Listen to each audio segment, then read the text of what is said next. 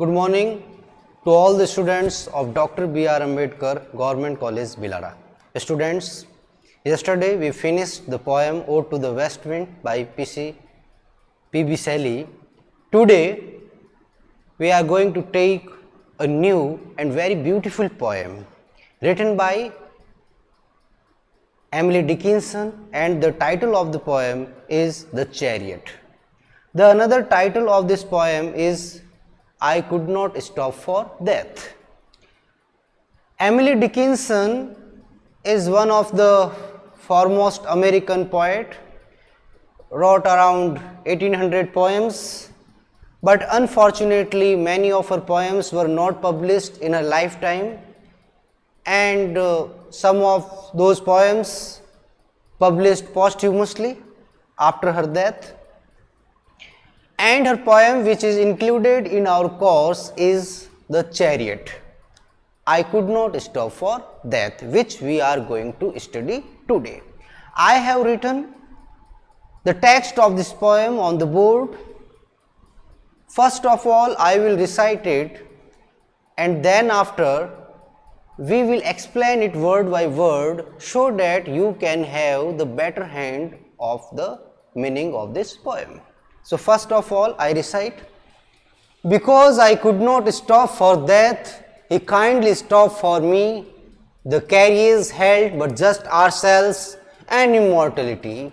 We slowly drove, he no haste, and I had put away my labor and leisure too for his civility. We passed the school where children strove at recess in the ring. We passed the fields of gazing grain. We passed the setting sun, or rather he passed us, the dews quivering and chill, for only gossamer my gown, the tippet only tulle. We passed before a house that seemed a swelling of the ground, the roof was scarcely visible, the cornice but a mound. Since then its centuries, but each feels shorter than the day I first surmised the horses' heads were towards eternity. Students, I tell you that Emily Dickinson was preoccupied with the themes life, death and immortality. She wrote about the life, death and immortality, and these things are virtually visible in her poems. There may be several reasons why she was obsessed with these themes, but when we read the poems and about the theme, we get very much surprised to know that how can a young poet just like Emily Dickinson be preoccupied with such themes, showing despair, disappointment. But she thinks otherwise. We take theme in the line with the despair and disappointment, but she is not the one who takes theme as part of disappointment, but she takes death as a part of life. She thinks that death is not the end of life, because we human beings think that death ends each and everything. Death ends the cycle of life. But Emily Dickinson thinks that death is not the ending point of life, but it is the re-journey, re-beginning of our life after life. So death is not the end of life for Emily Dickinson, but it is a life after life. Death, what is life here? Death is the life after life. This is another life. इस जीवन के बाद भी और एक जीवन है. So this death is not the end to this life. That's why she takes this theme of life and death and immortality in most of her poems. Because these three things, life, death and immortality, are interconnected with each other. So I take this poem, and then after you come to know that how she takes the theme of death, life and immortality in her life. So I take it.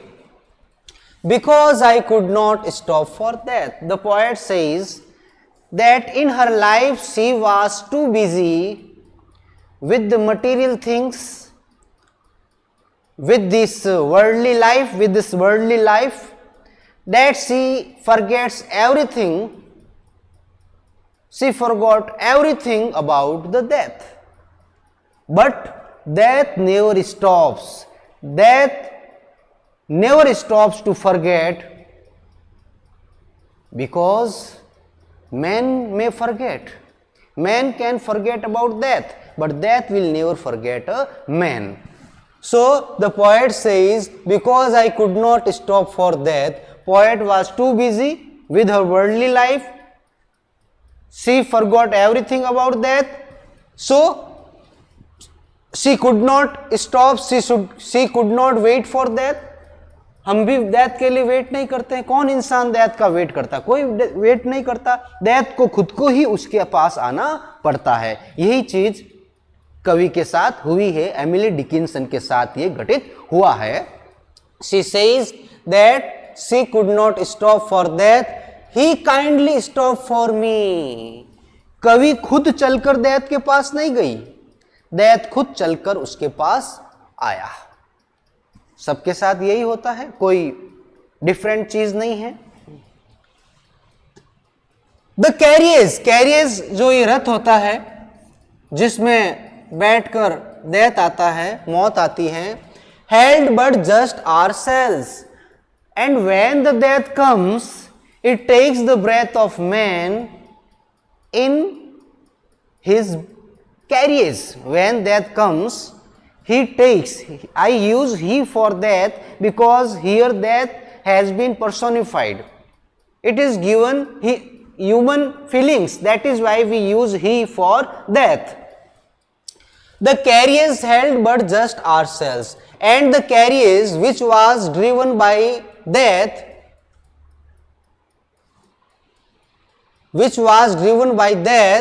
held only ourselves. उस रथ के अंदर केवल हम थे. यहां केवल हम का मतलब एंड इमॉर्टलिटी. डेथ के अंदर एक जो रथ था उसके अंदर एक तो कवि थे और एक मौत थी. जिस रथ को लेकर मौत आया उसमें उसने कवि को बैठाया, उसकी अंतिम सांसें ली, और उस रथ के साथ एक और चीज थी, वो थी इमॉर्टलिटी. इमॉर्टलिटी यानी अमरता.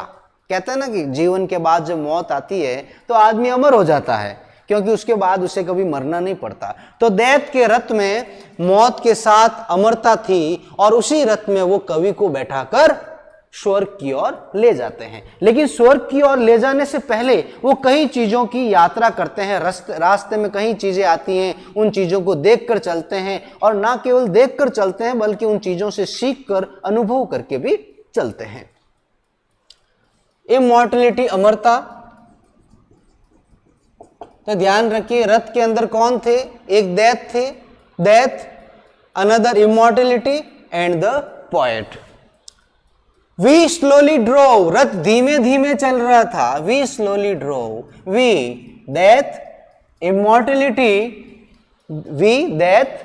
immortality and the poet herself. These three people were in the carriage.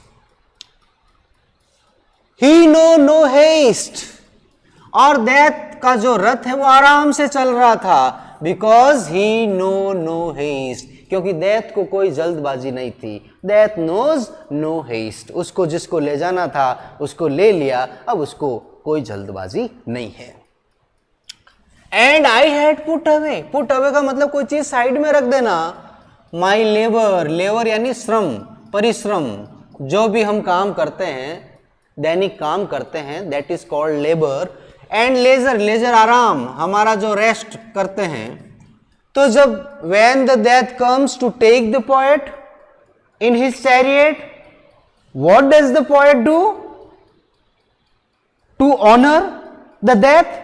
She puts away her labour and leisure, वो अपने काम को साइड में रख देती है, क्योंकि जब गेस्ट हमारे घर आता है तो हम क्या करते हैं, काम को भी साइड में रख देते हैं, आराम को भी साइड में रख देते हैं और उनके साथ बातों में बिजी हो जाते हैं। और इसी तरह जब डेथ कवि को लेने आता है तो the poet puts away her labour and leisure in her side to welcome the death for his civility, और उसका वेलकम क्यों करती है, फॉर हिज सिविलिटी, सिविलिटी यानी सभ्यता। जो डेथ है, जो मौत है, बड़ी सभ्यता के साथ आती है, मतलब उसका the death was very well mannered. आपने देखा होगा डेथ हमेशा आराम से आती है, कभी वो जल्दबाजी नहीं होती है। तो the death was civil and for his civility the poet welcomed him and puts away her labor and leisure in her side. We passed, हम गुजरे, कहां से, the school where children drove, जब कवि रथ में बैठी थी। वो रथ किन किन जगहों से गुजरा, तो पहली जगह कौन सी थी, द स्कूल, क्योंकि रथ आसमान में उड़ रहा था, क्योंकि दैत का रथ है, यमराज का रथ है, आसमान में उड़ेगा। तो when we pass the school where children strove, जब वो गए तो पहले उनके रास्ते में स्कूल आई, और स्कूल में कौन होते हैं, who study in the school, children, they were students and children strove at recess, recess होती है, मध्यांतर होता है, जब भोजन का समय होता है दोपहर को, उसको रिसेस कहते हैं। इन द रिंग, घेरे के अंदर, जब मृत्यु का रथ स्कूल के ऊपर से गुजर रहा था तो वहां बच्चे रिसेस में खेल रहे थे। बच्चे, ध्यान से सुनिए, बच्चे स्कूल में खेल रहे थे। बच्चे बालक होता है, और हमारे जीवन का पहला स्टेज कौन सा होता है, बचपन। तो पहला स्टेज यहां पर हमें दिखाया गया है। We passed the fields of gazing grain, और जब वो आगे बढ़े तो वो एक अनाज के खेतों से गुजरे। अनाज की फसल खेतों में लहरा रही थी और अनाज पका हुआ था। गेजिंग का मतलब यहां पका हुआ है, और आदमी जब पकता है तब क्या बनता है, वो जवान व्यक्ति बनता है। तो सबसे पहले हमने स्कूल के ऊपर से गुजरे कवि, जहां छोटे बच्चे खेल रहे थे, जो हमारे जीवन के बचपन को इंडिकेट करते हैं, सिंबलाइज करते हैं। एंड सेकेंड वन, वो अनाज की फसल के खेतों से गुजरते हैं, जहां पकी हुई फसल है, जो आदमी की जवानी को शो करती है। आदमी बचपन से जब बड़ा होता है, पकता है। We pass the setting sun, और अंत में वो अस्त होते हुए सूरज के पास से गुजरे। और यहां सेटिंग सन, अस्त होता हुआ जो सन है, वो हमारे जीवन के बुढ़ापे को सिंबलाइज करता है, बुढ़ापे की ओर इशारा करता है। तो हमारे जीवन के तीन अवस्थाओं को इन तीन जगहों के माध्यम से कवि ने बहुत ही सुंदर तरीके से पेश किया। Very beautifully she presents the three stages of our life, और we can say all the stages of our life beautifully presented through the symbols of children, of gazing grain and the setting sun. Children presents our childhood, gazing grain our adulthood, and the setting sun presents our old age.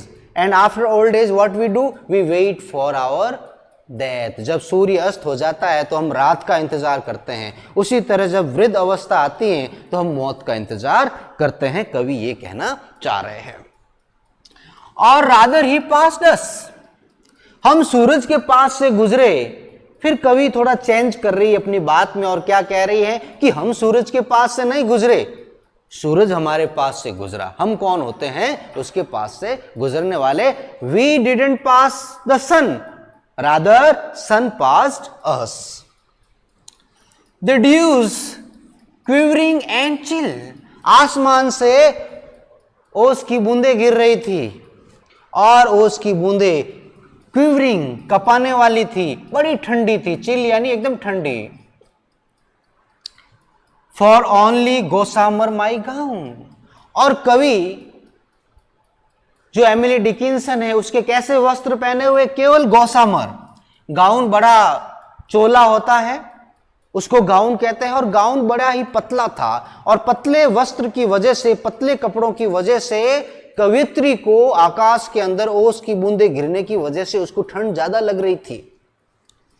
The टिपेट only tulle, और टिपेट का मतलब scarf होता है जो sir के ऊपर पहनते हैं, एंड टूले एक धागे का नाम है। उसका जो स्कार्फ था वो भी पतले कपड़े का बना हुआ था, तो उसका गाउन भी पतले कपड़े का बना हुआ था, उसका स्कार्फ भी पतले कपड़े का बना हुआ था, and that's why she was quivering, shivering because of the due which was very chill.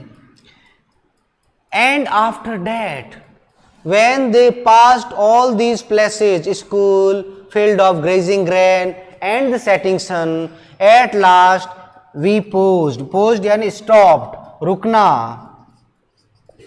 before a house, अंत में वो एक घर के सामने रुकते हैं, that seemed, और घर कैसा लग रहा था, a swelling of the ground, वो एक ऐसे घर के आगे रुके, वो घर नहीं था बल्कि जमीन थी जो थोड़ी उभरी हुई थी। जमीन होती है ना, जब हम गड्ढा खोदते हैं और फिर उसके ऊपर मिट्टी भर देते हैं, एकदम जमा कर देते हैं, ऐसा लगता हो मानो मिट्टी स्वेल हो गई हो, सूज गई हो, फूल गई हो। तो एक फूली हुई जमीन के आगे वो रुके। यहाँ फूली हुई जमीन का तात्पर्य है ग्रेव। ग्रेव होती है कब्र, आपने कब्र को देखा होगा, ग्रेव को, उसके अंदर किसी व्यक्ति को दफनाते हैं तो क्या होता है, उसके अंदर पूरी किसी व्यक्ति को हम दफनाते हैं और फिर उसके ऊपर मिट्टी भर देते हैं, और मिट्टी भरने के बाद वो क्या होती है, जमीन थोड़ी उभरी हुई लगती है, थोड़ा ढेर टाइप लगता है, मानो कुछ ढेर लगा दिया हो। तो आदमी का मौत के बाद कवि ये कहना चाह रहा है, घर क्या है, which is our house after death, after death our house is only the grave. हमारी मौत के बाद हमारा घर हमारी ग्रेव है, हमारी कब्र है। The roof was scarcely visible, और जिस कब्र में कवि को दफनाया जाने वाला था उस कब्र की छत नहीं दिख रही थी। कब्र की छत कैसे होगी, उसकी छत दिखाई नहीं दे रही, वो पूरी बंद हो जाती है। जिस कब्र के अंदर उसको दफनाया जाने वाला था, जो कब्र उसका घर था, उसकी छत विजिबल नहीं थी, दिखाई नहीं पड़ रही थी। ये पंक्तियां इसके आगे ही हैं, ठीक है, ये पंक्तियां इसके नीचे से, यहां जगह नहीं थी तो मैंने इसको ऊपर आगे लिख दिया है। द कॉर्नाइस, कॉर्नाइस किनारे, जो कंगूरे,